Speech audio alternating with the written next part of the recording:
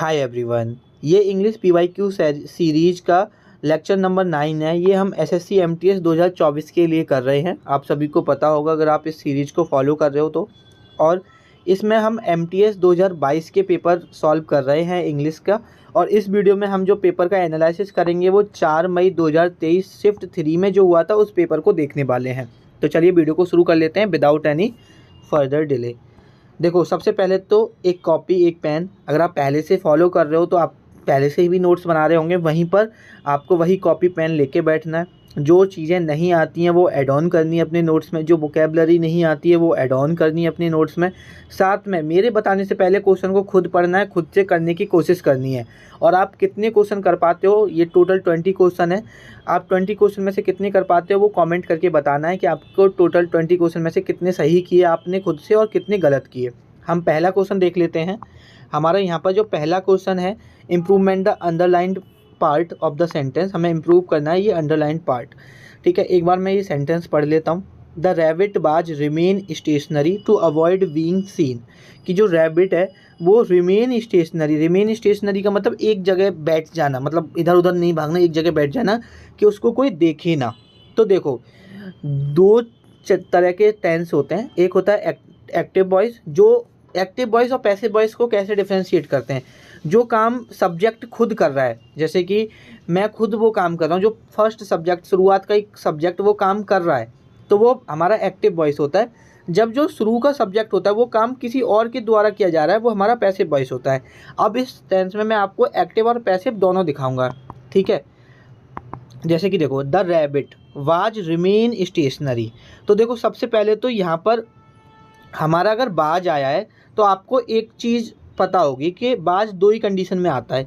एक मेरा बाज आता है पास्ट कॉन्टिन्यूस में, ठीक है, एक मेरा वाज आता है पास्ट कॉन्टिन्यूस में, और एक मेरा जो वाज आता है वो आता है जब मैं पास्ट इंडेफिनिट को मैं किस में चेंज कर रहा होता हूँ, पास्ट इंडेफिनिट एक्टिव वॉइस में है, और अगर मैं इसे पैसिव वॉइस में चेंज कर रहा होता हूँ तो तब हम बाज लगाते हैं।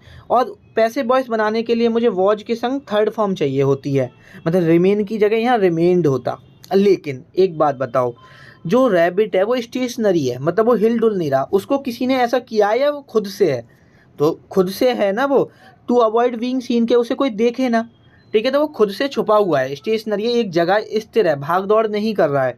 ठीक है, तो इसका मतलब वो खुद से, और जब काम खुद से हो रहा है तो एक्टिव वॉइस में है। ठीक है, तो एक्टिव वॉइस में अगर मैं वाज लगाऊंगा तो रिमेनिंग आना चाहिए। और ऐसा कोई पास्ट कॉन्टिन्यूस का स्टेशनरी के साथ, मतलब मैं कोई पास्ट कॉन्टिन्यूस तो सेंटेंस बनाऊंगा नहीं, तो डेफिनेटली मेरा ये किस में बनना चाहिए, पास्ट इंडेफिनिट में बनना चाहिए। ठीक है, कि चूहा, मतलब जो रैबिट था, जो खरगोश था, वो हमारा क्या था, स्टेशनरी था, कि वो किसी की नज़रों में ना आ सके इस वजह से। तो वो उसके लिए हम क्या लगाएंगे, रिमेन्ड। यहाँ पे क्या आया, हमारा रिमेन्ड आएगा। द रैबिट बाज रिमेन्ड स्टेशनरी, तो हमारा ये सही हो गया। लेकिन उसके बाद है टू अवॉइड बीइंग सीन, कि वो देखा ना जा सके। अब देखेगा तो कोई और ना, कि कोई उसे और ना देख ले, तो इसलिए हमने यहाँ बीइंग लगाया। क्यों लगाया बीइंग, और फिर उसके बाद थर्ड फॉर्म लगाइए, क्योंकि ये हमारा पैसिव वॉइस में है। तो समझ में आया, एक्टिव वॉइस और पैसिव वॉइस। तो ठीक है, वॉइस वैसे आपने खुद से अलग से भी पढ़े होंगे। नेक्स्ट क्वेश्चन देख लेते हैं।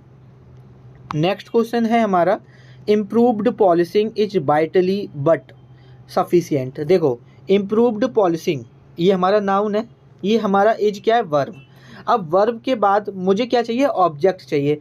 ऑब्जेक्ट के लिए या तो मैं नाउन लगाऊं या एडजेक्टिव लगाऊं। तो वाइटली क्या है, और हम एक चीज़ जानते हैं कि अगर हम किसी, ज़्यादातर जिसमें एलवाई होता है वो हमारा क्या होता है, वो हमारा होता है एडवर्ब। और हमें एडजेक्टिव बनाने के लिए इस वाइटली को क्या करना पड़ेगा, वाइटल करना पड़ेगा। ठीक है, हमेशा वर्ब के बाद हमें, अगर हम वर्ब को या तो क्वालिफाई करेंगे, ठीक है, तो वर्ब से पहले एडवर्ब आता है और वर्ब के बाद ऑब्जेक्ट आता है। ऑब्जेक्ट या तो एडजेक्टिव होगा, जैसे कि हम करते हैं ना, honesty is the best policy, इस तरह से हमारे सेंटेंस होते हैं। ठीक है, वो हम बाद में देखेंगे। बट अभी ये देखना है कि हमारा जो वाइटल है वो एडवर्ब है, हमें चाहिए एडजेक्टिव, तो हमें यहाँ आएगा वाइटल, ना कि वाइटली आएगा। तो हमारे किस पार्ट में एरर है, तो हमारे जिस पार्ट में वाइटली दिया है उस पार्ट में हमारा एरर है। नेक्स्ट सेंटेंस देख लेते हैं।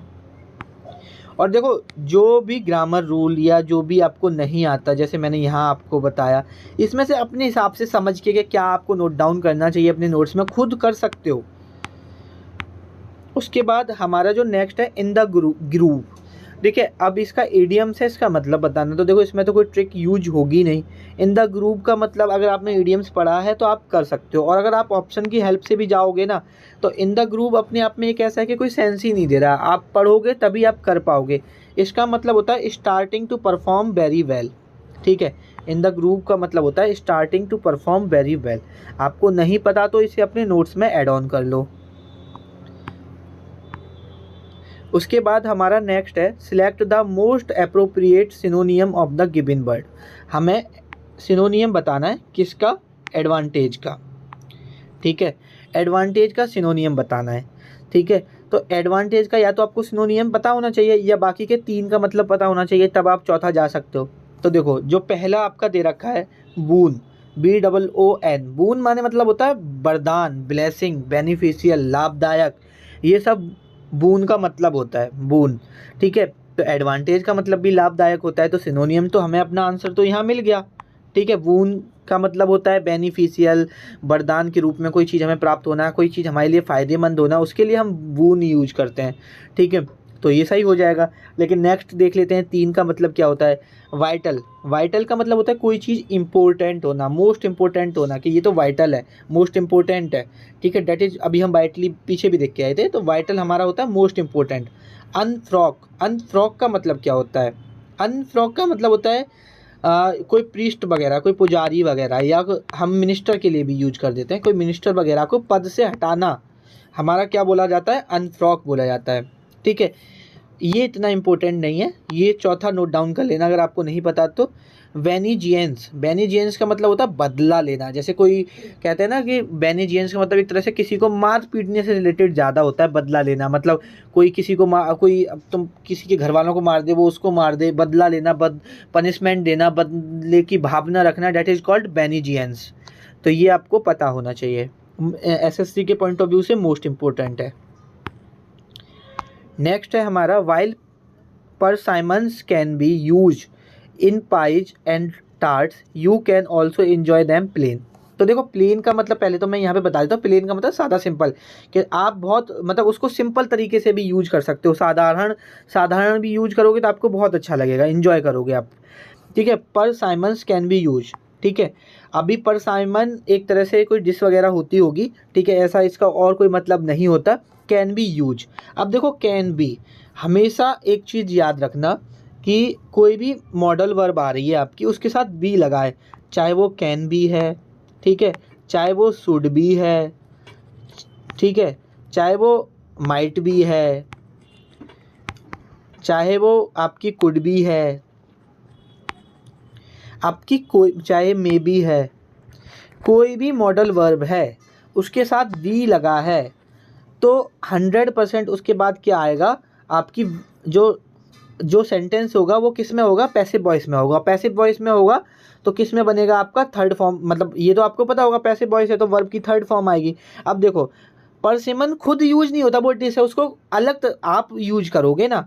और जब मैंने बताया कि एक तो होता है कि मैं खुद कोई काम कर रहा हूँ कि आई डू माई वर्क, एक होता है कि the work is done by me, ठीक है। तो मतलब एक होता है मैं सब्जेक्टिव वो काम कर रहा है, इसमें क्या है परसाइमन्स आपके द्वारा यूज कर सकते हो आप उसे, तो वो बेसिकली पैसिव में बनेगा, और जब पैसिव में बनेगा तो वर्ब की थर्ड फॉर्म आएगी।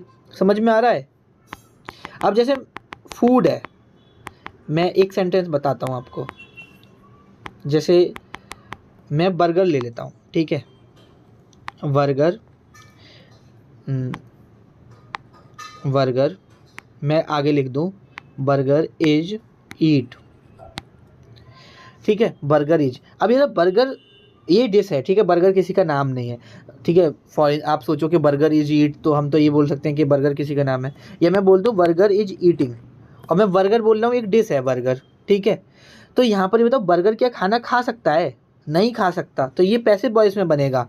तो यहाँ पर ईटिंग नहीं आएगा, यहाँ पर क्या आएगा, बर्गर इज ईटन।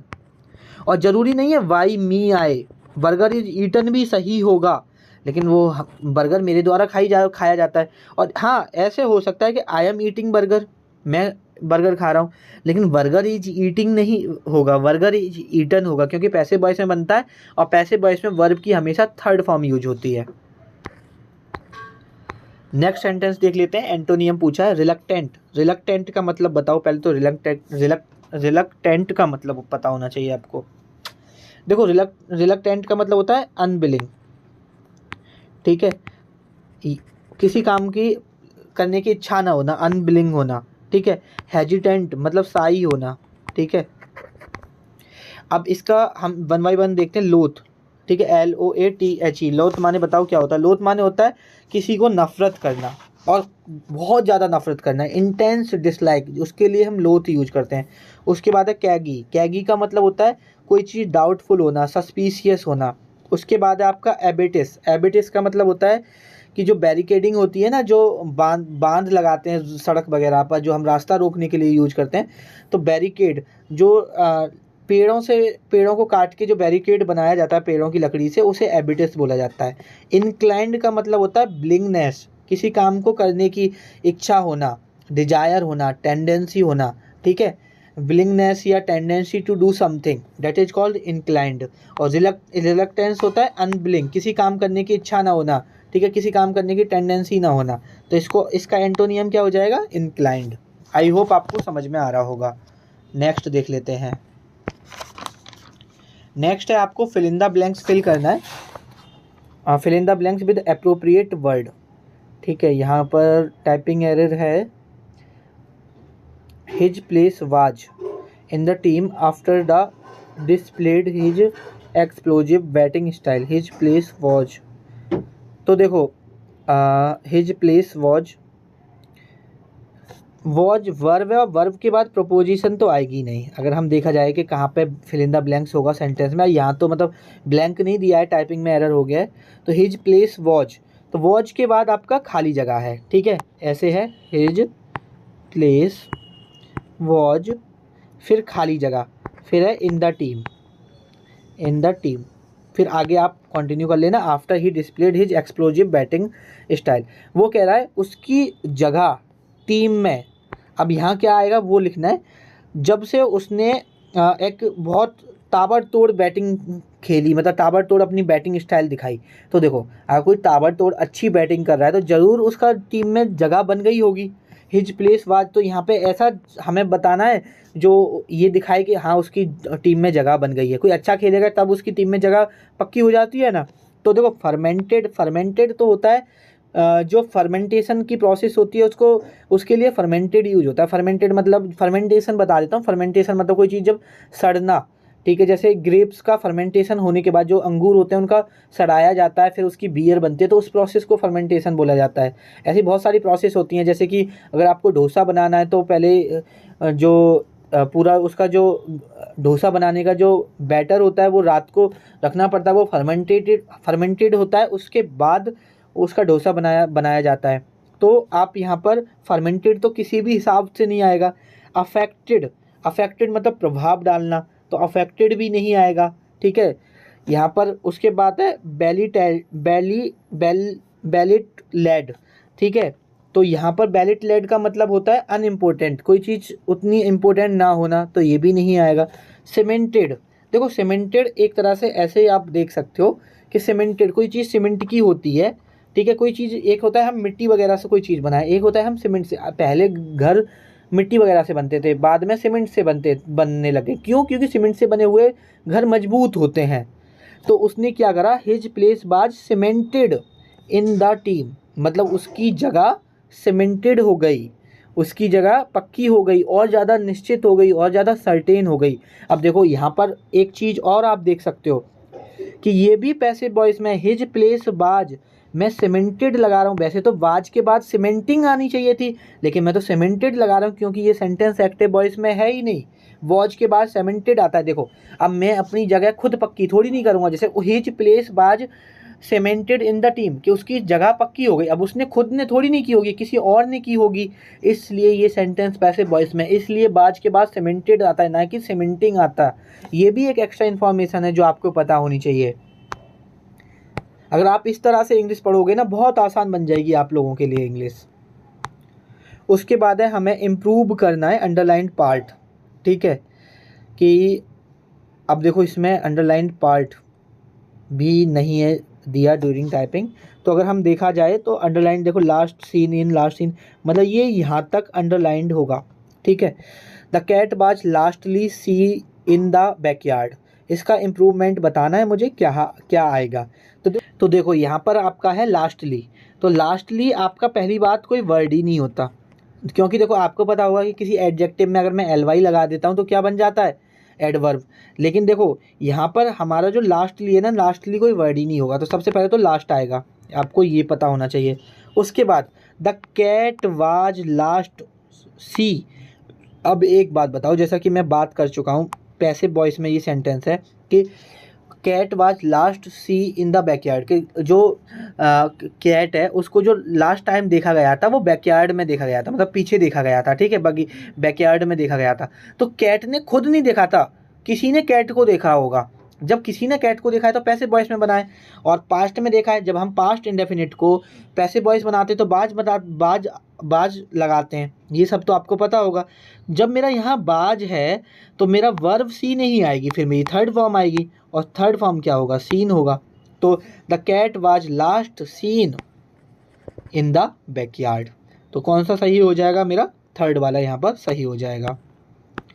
नेक्स्ट है मेरा यहाँ पर अ फीलिंग ऑफ एक्साइटमेंट और हैप्पीनेस, इसको क्या कहते हैं, इसका मुझे वन वर्ड बताना है।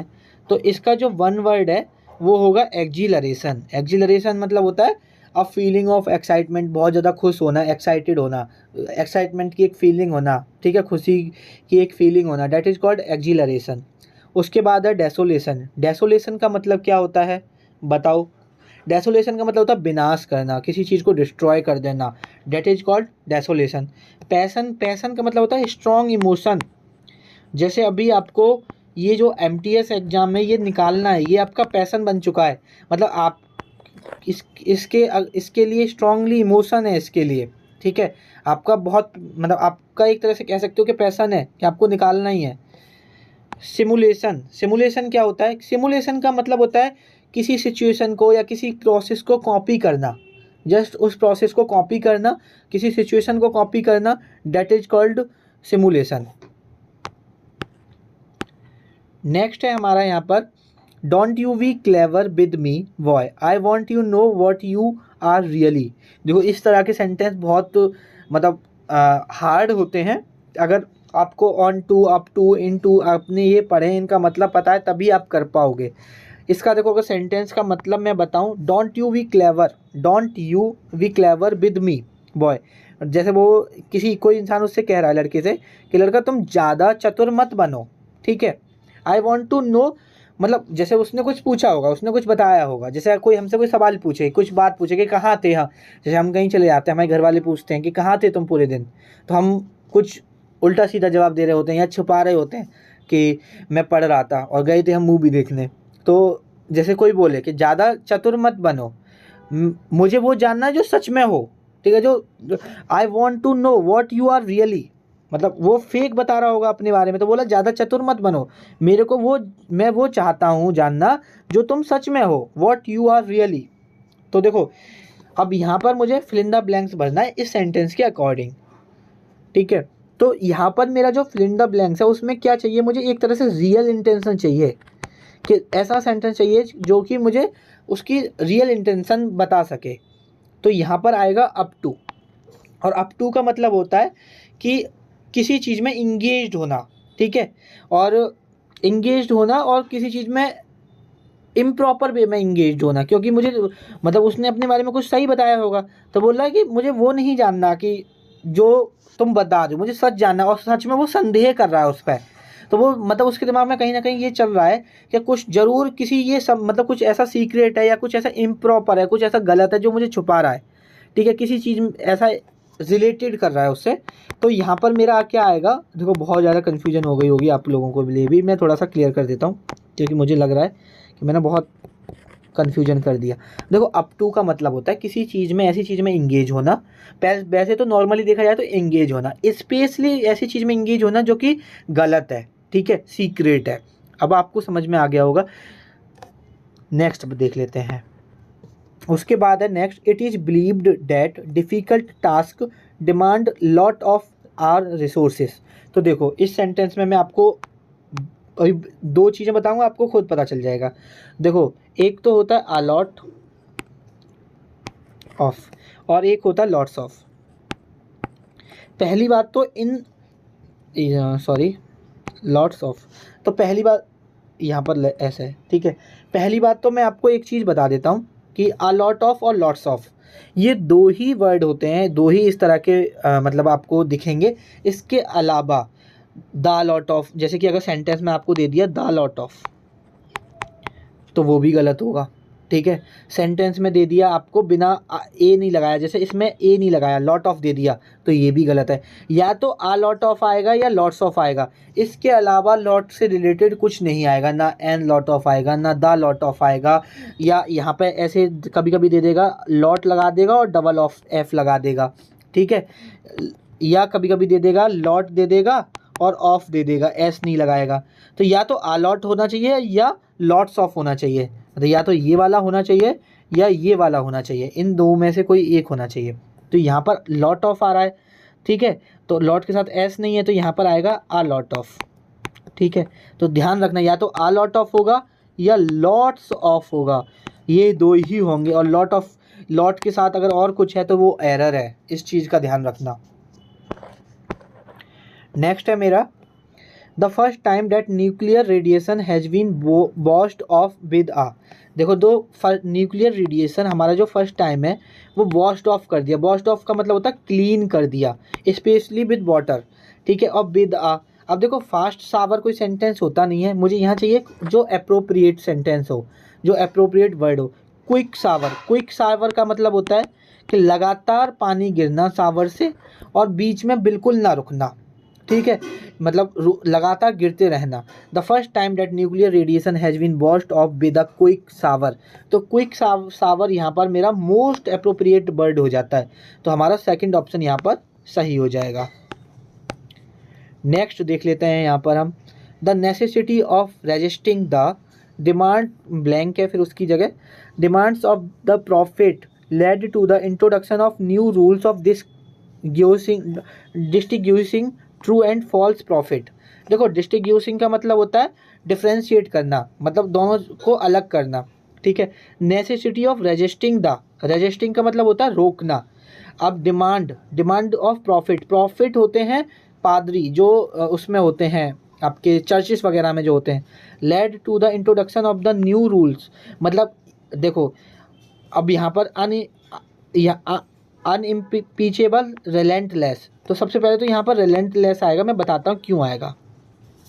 देखो रिलेंटलेस होता है लगातार, वो सेंटेंस ये कह रहा है कि जो प्रॉफिट की लगातार रिलेंटलेस डिमांड थी उनको रोकने के लिए हमें नेसेसिटी थी कि एक नए रूल्स लेके आए कि हमें पता चल सके कि ट्रू प्रॉफिट और फॉल्स प्रॉफिट, मतलब जो सही प्रॉफिट है और जो गलत, मतलब कुछ भी डिमांड कर रहे हैं और लगातार डिमांड कर रहे हैं, तो एक नए रूल लाने की एक नेसेसिटी बन गई थी कि नए इंट्रोडक्शन ऑफ रूल्स लाए जाएं जो कि बता सके, डिफ्रेंशिएट कर सके, मतलब जो अलग अलग बता सके कि कौन ट्रू प्रॉफिट है और कौन गलत प्रॉफिट है, मतलब फॉल्स प्रॉफिट है। तो रिलेंटलेस मतलब होता है लगातार, relentless demand of the profit, resisting मतलब रोकना, कि जो लगातार डिमांड हो रही हैं उनको रोकने के लिए नेसेसिटी है कि नए रूल लाए जाएं। क्यों? क्योंकि वो डिस्टिंग्विश कर पाएँ कि कौन ट्रू प्रॉफिट है कौन फॉल्स प्रॉफिट है। उसके बाद नेक्स्ट सेंटेंस है करेक्टली स्पेल्ड वर्ड बताना है। तो देखो इसमें आपको पता होगा तो कर पाओगे, थोड़ा मतलब रेगुलर यूज नहीं करते हम। कॉनिवेंस का मतलब बताओ। कॉनिवेंस का मतलब होता है साजिश रचना, ठीक है। कॉनिवेंस का मतलब होता है साजिश, नोट डाउन कर लेना ये। डिफ़िकल्ट टू इंटरप्रेट और अंडरस्टैंड, मतलब समझने में दिक्कत होना, ठीक है।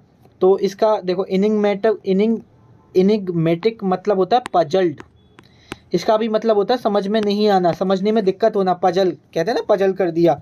ये पहले पजल भी आती थी जब हम छोटे थे तो उसे सॉल्व करते थे। तो एनिग्मेटिक मतलब होता है पजल्ड, और इसका मतलब यही होता है डिफ़िकल्ट टू इंटरप्रेट और अंडरस्टैंड। अब इन तीनों का मतलब देख लेते हैं। एक्सप्लिकेबल मतलब होता है जो चीज़ समझाई जा सके, उसको बोला जाता है एक्सप्लिकेबल, समझाया जा सके। एमुलेट का मतलब होता है किसी की बराबरी करना एक तरह से। किसी ने ये काम किया है तो मैं भी करूँगा, कोई 2 घंटे पढ़ रहा है तो मैं भी 2 घंटे पढ़ूंगा, एक तरह से सामने वाले इंसान से जेलसी की भावना रखना, किसी की कॉपी करना, किसी की बराबरी करना, ठीक है, that is called emulate. Enigmatic आपको पता ही है। और एंडेमिक का मतलब होता है किसी एक सर्टेन एरिया में कोई चीज़ पाई जाती है, ठीक है, उसको एनिग्मेटिक बोला जाता है। सॉरी, एनिग्मेटिक नहीं, एंडेमिक बोला जाता है। नेक्स्ट है हमारा any book on any subject risk irrelevance और smallness compare to this behemoth. देखो, बेहमॉट का मतलब होता है बहुत मैसिव, लार्ज, ठीक है, लार्ज क्रिएचर, लार्ज मैसिव, बहुत बड़ा। मॉन्स्टर भी होता है लार्ज। तो हमें क्या पूछा है, एंटोनियम, ठीक है, तो ये तो सिनोनियम हो गया। मॉन्स्टर को हिंदी में मतलब दानव भी बोला जाता है, ठीक है, दानव, राक्षस, जिससे डर लगे उसके लिए हम मॉन्स्टर यूज करते हैं। विशाल कोई चीज़ है और जिससे देख के डर लगे।